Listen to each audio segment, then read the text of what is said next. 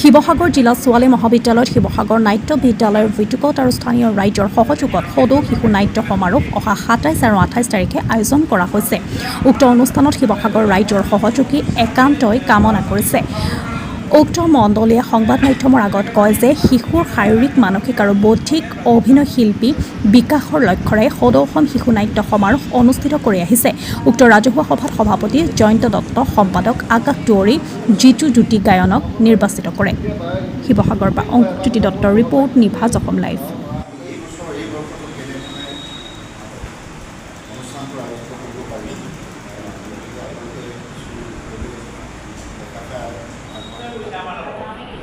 গতিকে আৰু সেই শিৱসাগৰ নাট্য বিদ্যালয়ৰ প্ৰথম আৰম্ভণি তেনেধৰণে আছিল আৰু তাৰ উদ্দেশ্য আছিল কণ কণ শিশুসকলক যাতে মঞ্চ এখন দিব পাৰোঁ। সেয়েহে আমি মানে অভিনেতাৰ ক্ষেত্ৰত কোনো ধৰা বন্ধা নিয়ম বনাই দিয়া আছিল। কিন্তু লাহে লাহে বাঢ়ি যোৱাৰ পিছত আমি এটা নিয়ম বনাম যে নাটকখন 30 মিনিটৰ হ'ব লাগিব।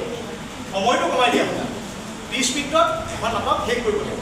যিহেতু একাংকিকা নাটকবিলাক 45 মিনিটৰ আছিলে, কিন্তু আমাৰ শিৱসাগৰ নাট্য বিদ্যালয়ে এইটো নিয়ম বনাইছিলে 30 মিনিটৰ হ'ব লাগে। তাৰ পাছতো কিন্তু বহুত ঠাইত কৰে নাটকবিলাক 30 মিনিটৰে হৈছে।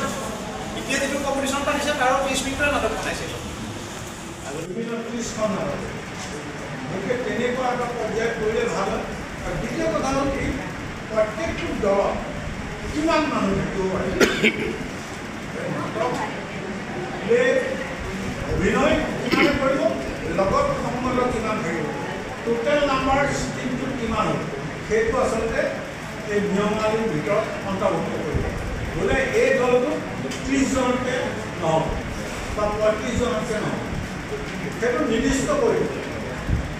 10 জনে বা 12 জনে নাটক কৰিলে আৰু 10-12জন লগত সহায়কাৰী হিচাপে থাকিলে, তেনেকৈ এটা যিটো হয় তাতে এটা নাম্বাৰ ষ্ট্ৰিক কৰি দিব যে প্ৰত্যেকটো দলত 30 জনকৈ এই অনুষ্ঠানটি শিশু নাট সমাৰোহখন আগবঢ়াই নিয়াৰ ক্ষেত্ৰত বিভিন্ন এটা বৃহৎ পৰিসৰৰ মানুহ যদি অনুষ্ঠানটোৰ লগত জড়িত হৈ কাম কৰিব পাৰে, তেতিয়াহ'লে অনুষ্ঠানটো সদায় সফল হোৱাৰ সহায় কৰিব লাগে।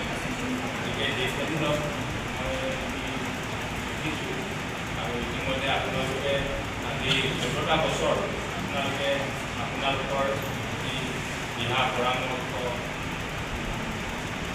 সাহিত্যিকভাৱেই হওক, শাৰীৰিকভাৱেই হওক, সকলোখিনি আপোনালোকে কৰি এই অনুষ্ঠানটি আজি 15 বছৰীয়া আপোনালোকে এটা অনুষ্ঠান হিচাপে ৰাইজৰ মাজত স্বীকৃতি দিয়াৰ যি প্ৰয়াস কৰিছে, আমি প্ৰত্যেকবাৰে আমি দুদিনত আমি খুব একেবাৰে আমি 10 বজাৰ পৰাই নাটক লগাবলগীয়া হয় আৰু গধূলি গৈ 11টা-12টা বাজে আৰু দুবাৰমানটো ৰিজাল্ট দিওঁতেতো ৰাতিও পুৱাইছে, এনেকুৱাও আমাৰ অভিজ্ঞতা আছে। কিন্তু এই গোটেই সীমাবদ্ধতাখিনি আমাৰ সমাৰোহটো ভাল লগা কথাখিনি, আমাৰ সমাৰোহটো বেয়া লগা কথাখিনি, আমাৰ ক'ত ক'ত ভুল হৈছে, এই বিভিন্ন সময়ত আমি যদি লক্ষ্য কৰোঁ, প্ৰথম অৱস্থাত আমাৰ দুটামান মানে অসুবিধা পাইছোঁ। আমি টিমখিনি মেনেজমেণ্টটো আমি ৰাখিবৰ কাৰণে ইমানখিনি শিৱসাগৰ আমাৰ জেগা নাথাকে।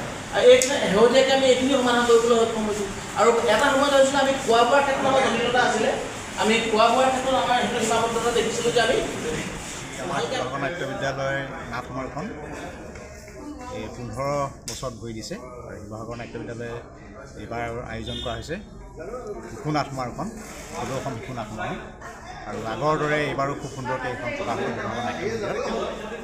27-28 তাৰিখে আমি ডেট লোৱা হৈছে।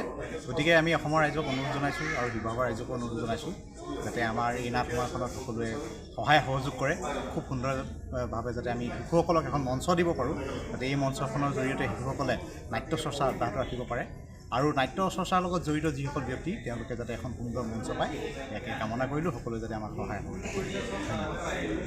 ধন্যবাদ।